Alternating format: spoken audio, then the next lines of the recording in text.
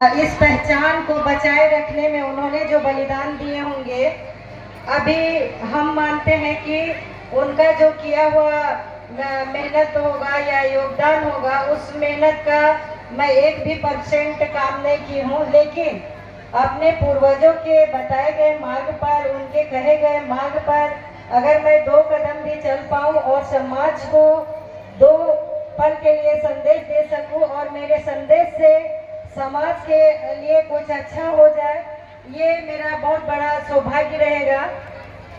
आज आप लोग 14वां स्थापना दिवस मना रहे हैं। बहुत हर्षोल्लास के साथ बहुत दूर दराज से भजन मंडली आए हैं और दीदी लोग आए हैं, सभी लोग आए हैं। और यहाँ से एक संकल्प ले लीजिए। आप सभी लोग पूजा करने जाते हैं,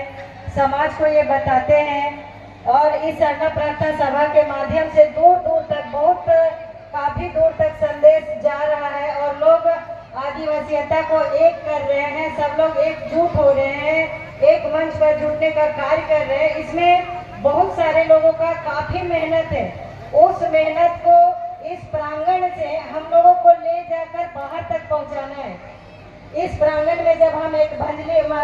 भजन मंडली के रूप पर आते हैं, एक भक्त के रूप में आते हैं, एक उपासक के रूप में आते हैं, तो यहाँ पर हमें एक दृढ़ संकल्पित होने का एक आसार मिलता है कि यहाँ से हम लोग जब बाहर निकले तो हम अपने गांव में, अपने अगल बगल के लोगों को यहाँ का उचित विचार लोगों में बांटे,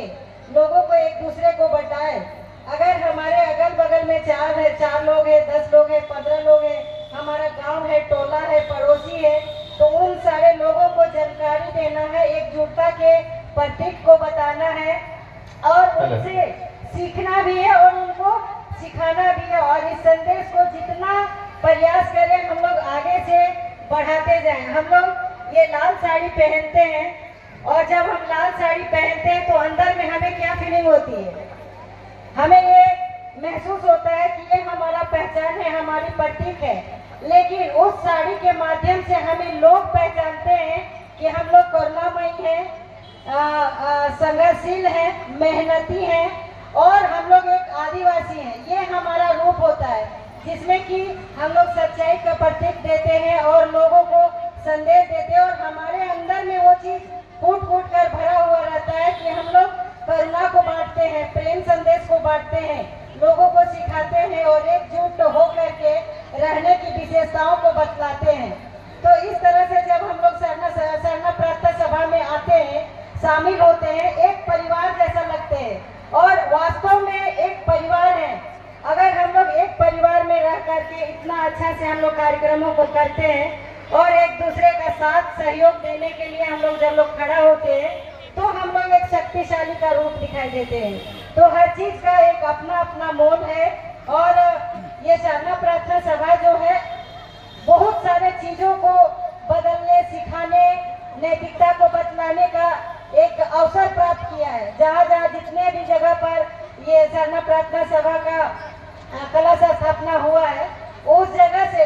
कई लोगों को संदेश मिला, कितने लोग आ रहे हैं, कितने लोग जो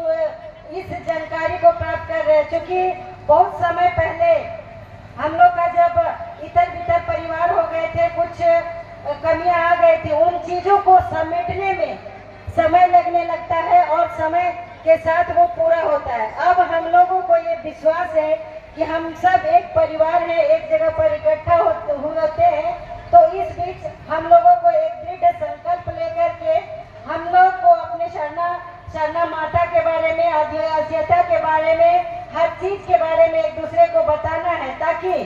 आने वाले समय में कुछ बड़ी बड़ी समस्याएं हैं, उन समस्याओं का निराकरण इसी स्थल से निकलेगा और इसी स्थान से हम लोगों को विचार लेना है और अपने आप को उस काबिल बनाना है कि हम लोग को कोई अपने पथ मार्ग से भटकाए नहीं। तो ये हम लोगों को ताकत देती है, ऊर्जा देती है और हम लोग को एक साथ रहने के लिए, सही विचार मंथन करने के लिए ये अवसर प्राप्त होता है। बहुत अच्छा दिन है। जैसे हम लोग बुधवार को नहा धो करके, स्नान करके शुद्ध हो जाते हैं, उसके बाद फिर बृहस्पतिवार को शरणा स्थल में जाकर के माता से प्रार्थना करते हैं कि हे माँ, अगर हम लोगों से कुछ गलतियां हुई हो तो हमको क्षमा करना, याचना करना, लेकिन आगे कल का जीवन जीने के लिए आत्मविश्वासी और मजबूत भी बनाना।